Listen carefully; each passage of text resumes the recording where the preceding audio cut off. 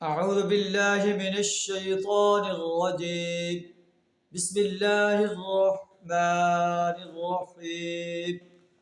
والذين آتيناهم الكتاب يفرحون بما أنزل إليك ومن الأحزاب من ينكر بعضه قل إنما أمرت أن أعبد الله ولا أشرك به إليه أدعو وإليه مآب. صدق اللہ العظیم.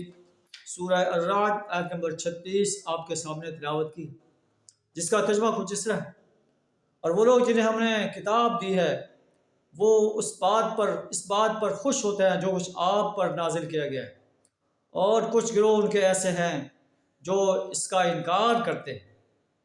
قل اے نبی صلی اللہ علیہ وسلم آپ کہہ دیجئے، انما امرت ان اعبد اللہ، مجھے حکم دیا گیا ہے کہ میں ایک اللہ کی بندگی کروں، ایک اللہ کی پرستش کروں، ایک اللہ کی غلامی اختیار کروں، ایک اللہ کی حاکمیت کو تسلیم کروں، ایک اللہ کی حاکمیت کو قائم کروں۔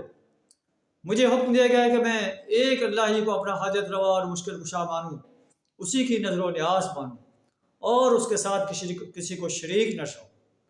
الیہ ادعو و الیہ مآب، اسی کی طرف میں دعوت دیتا ہوں اور اسی کی طرف میرا رجوع ہے۔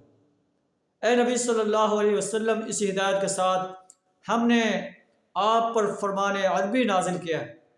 وَلَئِنِ اتَّبَعْتَ أَهْوَاءَهُمْ، اگر آپ نے علم آنے کے بعد ان کفار کی خواہشات کی اتباع کی، مَا لَكَ مِنَ اللَّهِ مِن وَلِيٍّ وَلَا وَاقٍ، اللہ کے مقابلے میں نہ تمہارا کوئی حامی و مددگار ہوگا، نہ اللہ کی پکڑ سے کوئی آپ کو بچا سکے گا۔